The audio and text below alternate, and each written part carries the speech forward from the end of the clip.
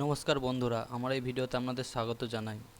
সেবির report 6 July 2024 বের করেছে, যেখানে সেবি স্পষ্টভাবে বলেছে যে 46% ইন্টারডে ট্রেডার প্রফিটে আছে আর 54% ইন্টারডে ট্রেডার লসে আছে। এই ভিডিওটায় আপনারা ডিটেলসে জেনে নিন যে সেবি কী বলেছে এবং ইন্টারডে ট্রেড করা ভালো না খারাপ সেটা আপনাদের ডিটেলসে জানাবো, আর সেবির রিপোর্টটা আপনাদের ডিটেলসে দেখাবো যে কি বলতে চেয়েছে সেবি। দেরি না করে চলুন দেখে নেওয়া যাক সেবি কী বলেছে। ভারতের সিকিউরিটি মার্কেটের ইকুইটি ক্যাশ স্টেটমেন্টে প্রবণতা ব্যক্তিদের অংশগ্রহণকারী তীক্ষ্ণ বৃদ্ধি নির্দেশ করে।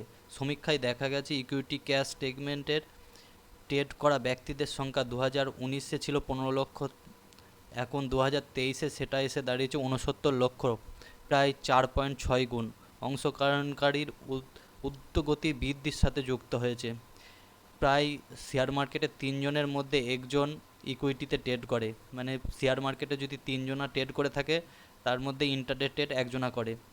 এখানে তরুণ ট্রেডাররা 30-এর কম বয়সী ট্রেডার যারা আছে তারা বেড়েছে প্রায় 48%, যেটা 2019-এ ছিল 18%, এখন সেটা বেড়ে দাঁড়িয়েছে 48%। মানে প্রচুর পরিমাণে তরুণ ট্রেডার যারা 30 বছরের কম বয়সী তারা শেয়ার মার্কেটে যোগ দিয়েছে।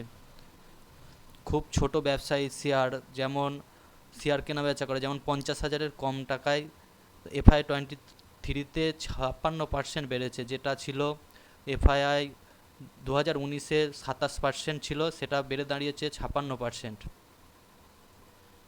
2019 সালে সেবি রিপোর্ট অনুযায়ী ইকুইটি ক্যাশ স্টেটমেন্টে 10 জনের মধ্যে 7জন ইন্টারডেতে লস করেছে। মানে বুঝতেই পারছেন 10 জনের মধ্যে 7জন ইন্টারডেতে লস করছে। যেগুলো রিটেলার, মানে যাদের টাকা 50,000-এর কম, তারাই সবচেয়ে বেশি লস করছে এবং তারা ট্রেড বেশি নিচ্ছে। খুব ঘন ঘন ব্যবসায় যেমন অনুপাতে বৃদ্ধি পেয়েছে 80% ট্রেডিং কার্যকলাপ, মানে যাদের 50,000-এর বেশি নিচে ক্যাপিটাল তারাই সবচেয়ে বেশি ট্রেড করছে, প্রায় 80% বৃদ্ধি পেয়েছে। কম বয়সী ব্যবসায়ীরা 30 বছরের কম বয়সী লোকসানকারী শতাংশ অনেক বেড়েছে, প্রায় 76%। মানে 30 বছরের কম যারা নতুন বাজারে যোগ দিয়েছে তাদের লসের পরিমাণ 76% বেড়েছে, যেটা 2023-এর দিকে 2019-এর দিকে ছিল খুবই কম। এমনকি 3 বছরের অভিজ্ঞতার পরেও 54% ব্যবসায়ী 2023-এ লোকসানকারী ছিল। 3 বছর ধরে যারা শেয়ার মার্কেটে টিকে আছে, ইন্টারডে করছে, তাদের মধ্যেও 54% লোকসানকারী ছিল, মানে 46% লাভে ছিল। এটা খুব একটা খারাপ নয়, 46% লাভ মানে অনেকটাই বেশি।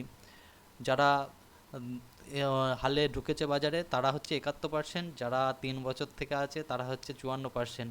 খুব একটা তফাৎ নয়। স্বতন্ত্র ব্যবসায়ীদের টার্নওভার বন্টনে অন্তত তির্যক নিচের 78% ট্রেডাররা ইন্টারডে এক লস 1%-এরও কমের জন্য দায়ী।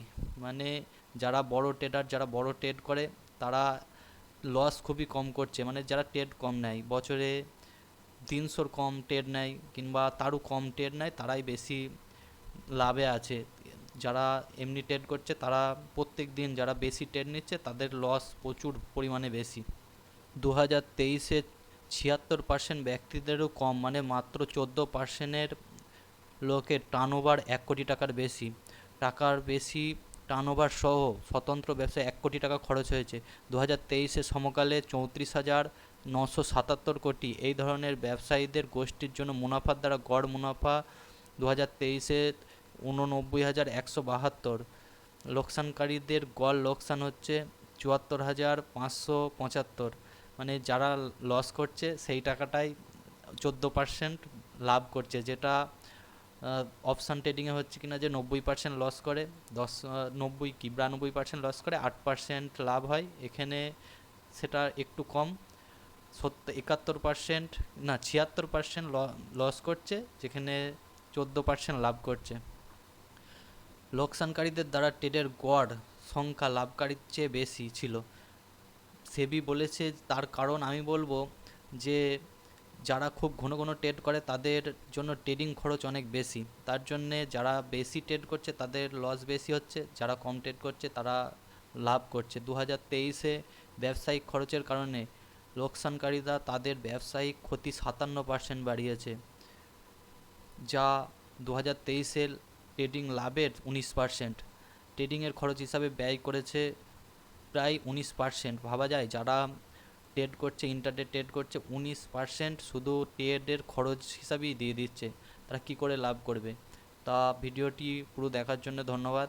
ভিডিওটি যদি ভালো লেগে থাকে অবশ্যই শেয়ার করবেন আর কমেন্ট করে জানাবেন যে ইন্টারডে ট্রেড তাহলে কি লস না করা না লাভ করা। এখানে হিসাব মতো দেখতে গেলে ইন্টারডে ট্রেড লসই হচ্ছে, বেশিরভাগ রিটেলারদের, যারা বড় বড় ট্রেডার তাদের লাভ হচ্ছে। চ্যানেলটিকে অবশ্যই সাবস্ক্রাইব করবেন আর পাশে থাকা বেল আইকনটি টিপে দেবেন। স্ক্রিনে আর একটা ভিডিও আসছে, অবশ্যই ওটা চেক করবেন।